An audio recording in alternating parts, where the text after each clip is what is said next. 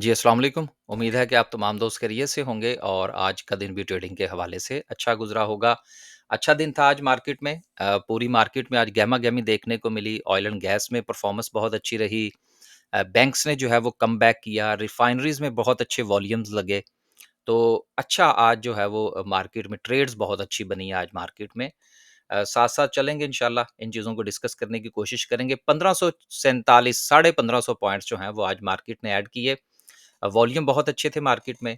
साढ़े 1500 पॉइंट्स के इज़ाफ़े के साथ अगर हम सर्किट ब्रेकर की बात करें, तो माशाल्लाह से आज जो है वो 21 कंपनीज़ हमें अपर कैप में नज़र आ रही हैं, जिसमें शुगर सेक्टर्स की कंपनीज़ हैं, जिसमें ऑटोमोबाइल्स की हैं, ऑटोमोबाइल पार्ट्स की हैं, इसके अलावा हमें रिफाइनरी नज़र आ रही है।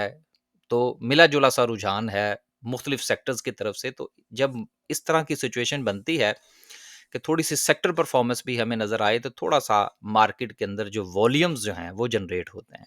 और ट्रेड्स हमेशा जो बनती हैं, वो वॉल्यूम की बुनियाद पर बनती हैं।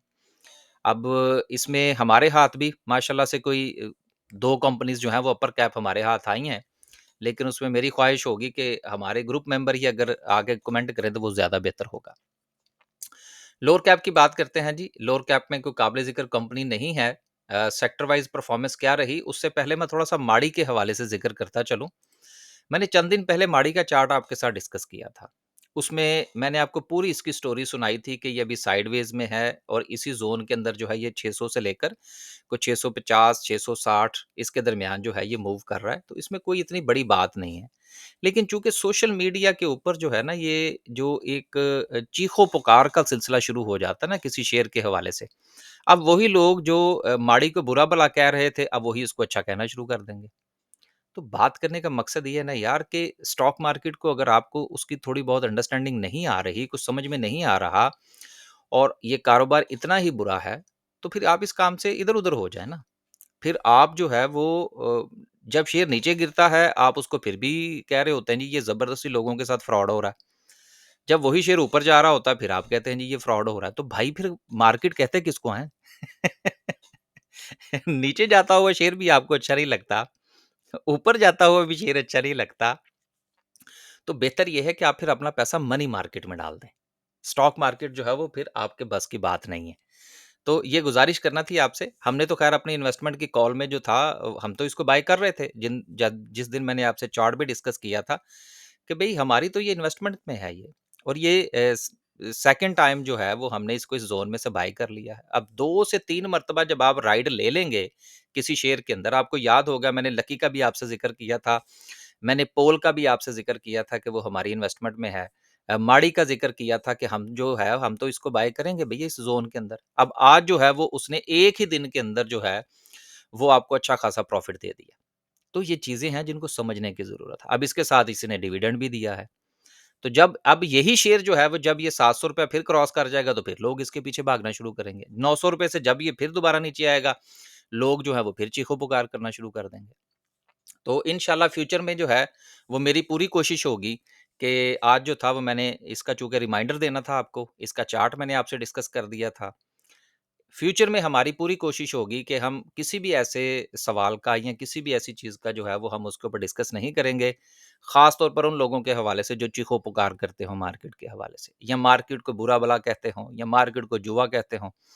इस किस्म के किसी भी कमेंट को हम अपनी वीडियो के अंदर एंटरटेन नहीं करेंगे। क्योंकि हम ये चाहते हैं कि ऐसे लोग जो कि मार्केट को मुनासिब नहीं समझते, वो बेहतर ये है कि कमेंट करने की बजाय वो मार्केट से किनारा कशी इख्तियार करें। ये उनके बस की बात नहीं है। अब बेहतर ये है कि या तो आप मार्केट को समझें या मार्केट से इधर-उधर होने की तैयारी करें। इसके साथ इंशाल्लाह अल-शहीर कॉर्पोरेशन का चार्ट आपके साथ डिस्कस करेंगे और इसके साथ डीएचपीएल 2 चार्ट जो है वो मैं आज अगर टाइम लगा तो इंशाल्लाह आपके साथ डिस्कस करेंगे। लेकिन दोनों के हवाले से मैं डिस्क्लेमर देता चलूँ। जिस तरह से माड़ी का डिस्क्लेमर दिया था, पोल का डिस्क्लेमर दिया था, लोड्स का चार्ट डिस्कस करते हुए डिस्क्लेमर दिया था कि ये हमारे पास मौजूद हैं। माड़ी हमारी इन्वेस्टमेंट की कॉल में है। डीएचपीएल जो था वो हमारी स्विंग की कॉल में है। तो ये बताना जो है वो ज़रूरी होता है और अल-शहीर भी हमारे पास है। आगे चलते हैं जी और बात करते हैं ये डीएचपीएल भी चले। ये देखें 40 से ₹41 की हमारी बाइंग है। हमने तो ख़ैर इसमें से अच्छे पैसे बना लिए हैं। लेकिन लोगों ने बाद में जो है मैसेजेस किए जी इसका चार्ट डिस्कस करें। तो चलें डिस्कस कर लेते हैं जी। आगे चलते हैं जी। 1550 पॉइंट्स के इज़ाफ़े के साथ कमर्शियल बैंक्स 800 पॉइंट्स डाले हैं। ऑयल एंड गैस की वापसी हुई, पीएसओ ने बड़ा अच्छा परफ़ॉर्म किया, आज रिफाइनरीज़ ने बड़ा अच्छा परफ़ॉर्म किया। अब देखिए रिफाइनरीज़ जो हैं, इनके हवाले से लोगों का ये कहना होता है कि जी रिफाइनरीज़ में ना तो ट्रेड करनी चाहिए, ना इन्वेस्टमेंट करनी चाहिए। अब आज एनआरएल कैप हो गया। अटक रिफाइनरी के हवाले से हमने एक रिपोर्ट पिछले दिनों आपके साथ जो थी वो शेयर की थी कि पता नहीं 2026 तक ये कहाँ तक चला जाएगा। हर रिपोर्ट जो है वो पूरी तरह से हम आपके साथ शेयर कर देते हैं और साथ में ये गुज़ारिश करते हैं कि आप इस रिपोर्ट को पढ़िए कि किन फैक्ट्स की बुनियाद पर इस रिपोर्ट को के मुताबिक इस शेयर की प्राइसेज़ का जो है वो तख़मीना लगाया गया है। लेकिन ये आप पे डिपेंड करता है आप उसको बाय करते हैं या नहीं करते। तो उसका प्रॉफ़िट जो है वो थोड़ा नीचे आया है इसलिए अटक रिफाइनरी जो है वो आज उसमें थोड़ा-सा प्रेशर रहा। तो लोगों ने सोचा होगा कि अगर हमने कम नफ़े वाली ही खरीदनी है तो फिर हम एनआरएल खरीद लेते हैं। तो फिर एनआरएल जो है वो आज कैप हुआ। सीमेंट सेक्टर में थोड़ी-सी सिचुएशन बेहतर रही, ऑटोमोबाइल्स देन मार्केट का सेंटीमेंट जो था वो फिर साथ-साथ जो है वो पॉजिटिव रहा। इसके साथ कुछ 1-2 खबरें हैं, खबरों से पहले जो है वो मेरा ख़्याल है कुछ अनाउंसमेंट्स हैं उनका ज़िक्र कर लें। अटक सीमेंट का रिज़ल्ट है ₹12.60 की ईपीएस आई, ₹8 का डिविडेंड दिया। पोल ने ₹50 का डिविडेंड दिया। हमारी तो ये इन्वेस्टमेंट में है और हमने ऑलरेडी इससे एक तो कैपिटल गेन माशाल्लाह बहुत अच्छा ले लिया है और साथ में अब ₹50 का डिविडेंड भी आ जाएगा तो दैट्स मोर देन इनफ। अभी जो है वो मेरा ख़्याल है कुछ 3 से 4 माह भी नहीं हुए, तो इसमें बहुत अच्छी परसेंटेज बनती है। उसके बाद अटक रिफाइनरी है, इसका इसमें कुछ प्रॉफ़िट्स के मामलात हैं जो कि जो कि डिक्लाइन का शिकार हुए हैं। लेकिन देखिए ना चीज़ें जो हैं वो वक़्त के साथ-साथ चलती हैं। इतनी बहुत बड़ी उम्मीद लगा लेना कि ये अगले जो है वो कुछ अरसे के अंदर डबल ट्रिपल हो जाएगा। डबल ट्रिपल से मुझे याद आया, मैंने कल फ़ेसबुक के ऊपर लाइव आके भी ये बात की थी क्योंकि इस वक़्त जो नए लोग स्टॉक मार्केट में आ रहे हैं, वो सोशल मीडिया का पूरी तरह से शिकार हो चुके हैं। हमने हमने तो कभी अपनी वीडियो में ऐसी बात नहीं की, लेकिन वो 100% 50% से नीचे की प्रॉफ़िटेबिलिटी की बात ही नहीं करते। तो जब इतनी बड़ी उम्मीद लगाकर आएँगे जिस वक़्त मार्केट अपने पीक पर हो, तो मेरा ख़्याल है कि फिर आपका मार्केट से मायूस होना बनता है। क्यों? इसलिए कि आप ऐसी चीज़ों को देखकर आ रहे हैं जिनका हकीकत के साथ कोई ताल्लुक नहीं। मार्केट के डायनामिक्स को समझें, मार्केट के उतार-चढ़ाव को समझें, मार्केट ने जिस दिन आपको थोड़ी-सी डिप दिखाई, 500-700 पॉइंट्स की भी डिप दिखाई, तो उस दिन हमारा यूट्यूब का चैनल जो है वो कमेंट से भरा होता है कि जी मैं फलाँ शेयर में फँस गया हूँ, मैं फलाँ शेयर में फँस गया हूँ। मसला वही है कि मार्केट की हकीकत को अंडरस्टैंड किए बगैर यूट्यूब की वीडियो देखकर, सोशल मीडिया से मुतासिर होकर कि जी 1500% का प्रॉफ़िट और 500% का प्रॉफ़िट और 250% का प्रॉफ़िट, तो भाई फिर इसमें फिर आपका जो है वो मायूस होना बनता है। तो बेहतर ये है कि आप हकीकत का सामना करें और छोटे-मोटे जो टारगेट्स जो वाक़यतन बनते हैं, आज 2 चार्ट भी मैं आपके साथ डिस्कस करूँगा, उस चार्ट के मुताबिक चले ना यार। मैं तो हमेशा आपसे यही गुज़ारिश करता हूँ कि भई जब कोई चीज़ ये रेज़िस्टेंस क्रॉस करेगी तो पकड़ लेंगे। इससे पहले हमें परेशान होने की क्या ज़रूरत है। चार्ट के मुताबिक चलेंगे तो इंशाल्लाह आपको परेशानी का सामना कम करना पड़ेगा। एनआरएल का रिज़ल्ट था आप देखें अच्छा खासा डाउन रिज़ल्ट है और शेयर जो है वो आज कैप पे है। तो बस देखें भई यही मार्केट के रंग होते हैं। उसके बाद माड़ी है ₹21 और 70 पैसे का डिविडेंड है। उसके बाद एफसीसीएल है ₹5.43 की अर्निंग, ₹1.25 का डिविडेंड है। लकी ₹22.59 की अर्निंग और ₹4 का डिविडेंड है। एसएसजीसी की ₹2 की अर्निंग है। दिया दलाया कुछ नहीं है। आगे चलते हैं जी, एक खबर है फिर हम इंशाल्लाह चार्ट आज ज़्यादा से ज़्यादा डिस्कस करेंगे। लकी सीमेंट जो है, ये भी इन्वेस्ट करने जा रहा है 1.2 बिलियन रुपीज़ और इसका भी मसला जो है वो बलूचिस्तान के अंदर डिस्कवरीज़ के हवाले से कॉपर और गोल्ड जो है उसमें ये इन्वेस्ट करना चाह रहे हैं। तो अच्छी खबर है। इससे पहले जो बैंकों के हवाले से खबर थी वो मैं अपनी फ्राइडे की वीडियो में मेरा ख़्याल है फ्राइडे या थर्सडे की वीडियो में हम डिस्कस कर चुके थे कि जो हुकूमत ये चाह रही है कि सुपर टैक्स जो है वो मैन्युफैक्चरिंग और सर्विसेज सेक्टर से आहिस्ता-आहिस्ता कम किया जाए। तो बैंकों के अंदर आपको उछाल नज़र आ रही है, इसके ऊपर नज़र रखने की ज़रूरत है। आखिर में डिस्कस करते हैं जी आज की कैंडल। कैंडल से पहले डीएचपीएल जो है वो 40 से ₹41 की हमारी रिकमेंडेशन थी। इसका देखते हैं चार्ट जो है वो मैंने सेव तो किया था, लेकिन उससे पहले अल-शहीर कॉर्पोरेशन जो है, इसका चार्ट आपके साथ जो है वो थोड़ा-सा पहले शेयर कर लें। इसमें ब्रेकआउट हुआ है और हमने इसको कीप किया हुआ है। ये हमारे पास है, इसका मैं डिस्क्लेमर देता चलूँ। देखें चीज़ें जो हैं वो आपने चार्ट के मुताबिक ही चलना होता है। अब बहुत सारे लोग कहेंगे कि ये तो जी वो कचरा शेयर है। भई कचरा हो, कुछ भी हो 10% दे गया ना आज फिर। हमें क्या फ़र्क पड़ता है कचरे से? हमने तो ट्रेड करनी है ना। इन्वेस्टमेंट के लिए हम डिफरेंट कंपनीज़ में जो है वो रिकमेंड करते हैं। सिर्फ़ और सिर्फ़ उन कंपनीज़ को जो कि डिविडेंड पेइंग है, उसमें पोल है हमारे पास, माड़ी है हमारे पास, इसके अलावा जो है वो लकी है हमारे पास। लेकिन वो भी हम लेवल्स पर बाय करते हैं। लेवल्स पर उसमें से जो है वो हम थोड़ा-थोड़ा सा प्रॉफ़िट भी लेने की कोशिश करते हैं और साथ में डिविडेंड भी लेने की कोशिश करते हैं। तो वापस आते हैं जी अल-शहीर की तरफ। देखिए अल-शहीर जो है ये मुसलसल अपनी एक रेज़िस्टेंस जो थी उसको ब्रेक करने की कोशिश कर रहा था, जो कि साढ़े ₹8 की थी। तो जैसे ही आज इसने अपना ये ब्रेकआउट दिया है, तो हमने इसमें बनाई है एंट्री। अब दूसरी जो इसकी रेजिस्टेंस थी जहां पर इसने आज क्लोजिंग दी है वो तकरीबन कोई ₹9.10 का जोन बनता है, 9 से ₹9.10 का।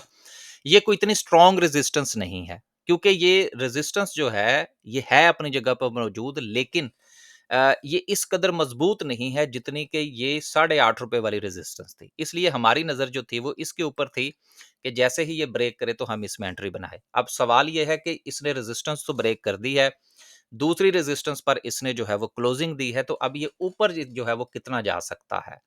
तो ऊपर के हवाले से अगर हम इसकी बात करें, वॉल्यूम आज आज इसमें अच्छा था। तो अब नेक्स्ट जो इसकी रेजिस्टेंस बनती है वो अराउंड कोई ₹11 का जोन बनता है कि जहां तक ये मुमकिन तौर पर जा सकता है। अब देखें अगर ₹8.5 वाला शेयर आप बाय करते हैं और वो 11, साढ़े 11, ₹12 तक चला जाता है, तो यार 50% का रिजल्ट जो है वो आपको गेन मिलता है। तो बात को थोड़ा समझने की कोशिश किया करें। लोग कचरा कह के जो है वो इधर-उधर हो जाते हैं। तो हमने तो भाई ट्रेडिंग पॉइंट ऑफ व्यू से खरीदा है। तो ये था जी आपके साथ अशहीर का चार्ट। दूसरा शेयर जो है वो आपके साथ हम डिस्कस करते हैं डीएचपीएल का। डीएचपीएल की भी डिस्क्लेमर देता चलूं कि ये हमारे पास मौजूद है। इसके पास जो रेजिस्टेंस थी जिसका हम इंतजार कर रहे थे, वो थी इसकी ₹44 की रेजिस्टेंस, कि जहां पर मुमकिन तौर पर ये जाके रुक सकता था, और इसकी जो सपोर्ट थी वो थी 40 से ₹41 की। हमने इसको जो बाय किया था वो 40 से 41 यानी कि सपोर्ट पर बाय किया था। राइट, ये आप डिस्क्लेमर मैंने दे दिया ताकि आप जो है वो इसके मुताबिक इसको अंडरस्टैंड करें कि हमने इसको पहले सपोर्ट पर बाय किया था। तो ये इसकी सपोर्ट थी, 40 से ₹41 का जोन था। ना सिर्फ के सपोर्ट थी बल्कि रेजिस्टेंस भी थी। इसमें जो सिचुएशन होती है ना बेसिकली, कि जब कोई चीज अपनी रेजिस्टेंस को ब्रेक करती है तो ब्रेक करने के बाद वो उसको रीटेस्ट भी करती है। राइट, तो जब वो उसको टेक्निकली रीटेस्ट करे तो फिर उसमें बाइंग बनती है। तो मैंने फिर इसको ग्रुप में, स्विंग के ग्रुप में रिकमेंड कर दिया था।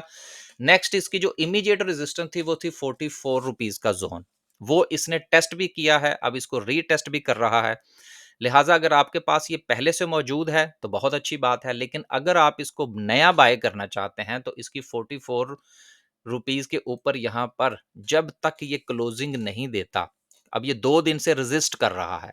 अगर आपने खरीद लिया है तो फिर आपका स्टॉप लॉस जो है वो इसके नीचे होना चाहिए, क्योंकि अगर ये जो है वो रेजिस्टेंस टूटी, जो कि अब सपोर्ट बन चुकी है, तो ये वापस जो है वो ₹40 की तरफ जो है वो सफर कर सकता है। तो जब तक ये उसके ऊपर जो है वो स्टैंड नहीं करता और वॉल्यूम इसको सपोर्ट नहीं करता, इसका अगला सफर जो है वो शुरू नहीं होगा। तो डीएचपीएल के हवाले से भी याद रखें कि चीज़ों को हमेशा सपोर्ट पर बाय करें। हमने इसको 40 से 41 पर बाय किया, रेजिस्टेंस पर हमने प्रॉफिट टेकिंग की, लेकिन अगर आपने इसको रेजिस्टेंस पर बाय कर लिया है, तो इसके नीचे आपका स्टॉप लॉस होना चाहिए, नहीं तो ये नीचे की तरफ सफर भी कर सकता है। ऊपर की जानिब सफर जो है ये तकरीबन को 50 से 55 तक का जो है ये बाआसानी कर सकता है। 2 चार्ट आपसे डिस्कस हो गए जी, आखिर में डिस्कस करते हैं आज की कैंडल को। देखिए कैंडल के पॉइंट ऑफ व्यू से भी हर रोज मैं आपसे सिर्फ एक ही गुजारिश करता हूं कि मार्केट ने क्या करना है वो मार्केट को करने दें, आप अपने लेवल्स के मुताबिक चलें। राइट, अब जो लास्ट फ्राइडे को हमने डिस्कस किया था वो हम इस रेजिस्टेंस को सामने लेकर चल रहे थे, जो कि तकरीबन तकरीबन कोई 1,46,000 का जोन था। राइट, और उसके साथ हमारी नजर जो थी वो नेक्स्ट जो रेजिस्टेंस है वो 147 का जो है वो जोन बनता है। सिंपल सी बात है, मार्केट में 2 नंबरी हो, 1 नंबरी हो, कुछ भी हो, मार्केट ने अगर नीचे जाना है तो ये सपोर्ट ब्रेक करके जाएगी। अगर ऊपर जाना है तो ये रेजिस्टेंस ब्रेक करके जाएगी। अगर आपने इस सपोर्ट और रेजिस्टेंस के साथ रिएक्ट करना सीख लिया, तो फिर मार्केट से आपको डरने की ज़रूरत नहीं। Simple is that. इस वक़्त मार्केट के पास 146 की सपोर्ट है, इसके नीचे आपका स्टॉप लॉस होना चाहिए। लेकिन जिस तरह से मार्केट का मोमेंटम चल रहा है, मार्केट 147 के ज़ोन को कल टच कर सकती है और वहाँ पर हमें कुछ जो है वो सेलिंग प्रेशर का सामना भी करना पड़ सकता है। ज़हनी तौर पर तैयार रहिएगा, सपोर्ट पर भी, रेजिस्टेंस पर भी। अगर आपने हमारी कोई सर्विस जॉइन करनी है, हमारे ग्रुप्स के हवाले से इन्फॉर्मेशन लेनी है, तो वीडियो की डिस्क्रिप्शन में आपको ग्रुप की तमाम तफसीलात और उसके साथ कॉन्टैक्ट नंबर दस्तयाब है, वहाँ से आप ले लीजिएगा। आखिर में खुश रहें, आबाद रहें, स्टॉक मार्केट में काम करना है। देखिए मेरे उस्ताद साहब एक बात कहा करते हैं कि अगर आपने कोयलों का कारोबार करना है, कोयले का कारोबार, और उसमें आप ये कहें कि मेरे हाथ काले ना हों, तो ये नहीं हो सकता। इसी तरह से स्टॉक मार्केट में अगर आपने काम करना है, तो उसमें प्राइस मूवमेंट को बर्दाश्त करना सीखें। जब तक आप प्राइस मूवमेंट को बर्दाश्त करना नहीं सीखेंगे, तब तक आप मार्केट से कभी नहीं कमा पाएँगे। और मैं अक्सर लोगों से बात करता हूँ कि शेयर जो है, वो ₹12 से उठता है, ₹14 पे चला जाता है, ₹14 से वापस वो साढ़े ₹11 पे आता है। वो यहाँ पर खरीदते हैं, यहाँ पर नहीं बेचते, यहाँ पर आता है तो बेच के निकल जाते हैं। अब इनका क्या किया जाए? कोई इलाज नहीं है। इनका सिर्फ़ और सिर्फ़ यही है कि भाई को मार्केट को अंडरस्टैंड कर लें। ऊपर जाएगा तो कहेगा जी क्या होते ट्रेडर हैं। ₹14 पर जाएगा कहेगा नहीं जी हम तो इन्वेस्टर हैं। 11.5 पर जाएगा तो कहेगा जी मार्केट में 2 नंबरी हुई है, हम तो इसमें से निकल रहे हैं। ये चीज़ों को समझें। मार्केट ने चलना है आपकी इकोनॉमी के साथ, आपके सेंटिमेंट के साथ, दुनिया के साथ। आप दुनिया से कट के नहीं रह सकते। और अगर आप समझते हैं कि ये कारोबार जो है, ये प्राइस फ्लक्चुएशन आप अंडरस्टैंड नहीं कर सकते, तो ये कारोबार आपके लिए नहीं है। और मैं आज उन तमाम दोस्तों को ये मशवरा दूँगा कि जो माड़ी पेट्रोलियम के हवाले से ख़ास तौर पर, कि जब उसकी प्राइस नीचे थी, हमने तब भी कहा कि इसको खरीदें, कोई मसला नहीं है।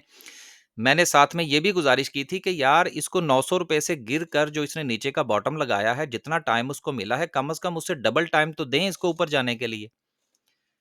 हम ये चाहते हैं कि मैंने ₹900 पर माड़ी खरीदा है तो वो ₹1500 का होना चाहिए। मैं ये चाहता हूँ कि मैंने ₹600 का माड़ी खरीदा है तो वो ₹1000 का होना चाहिए।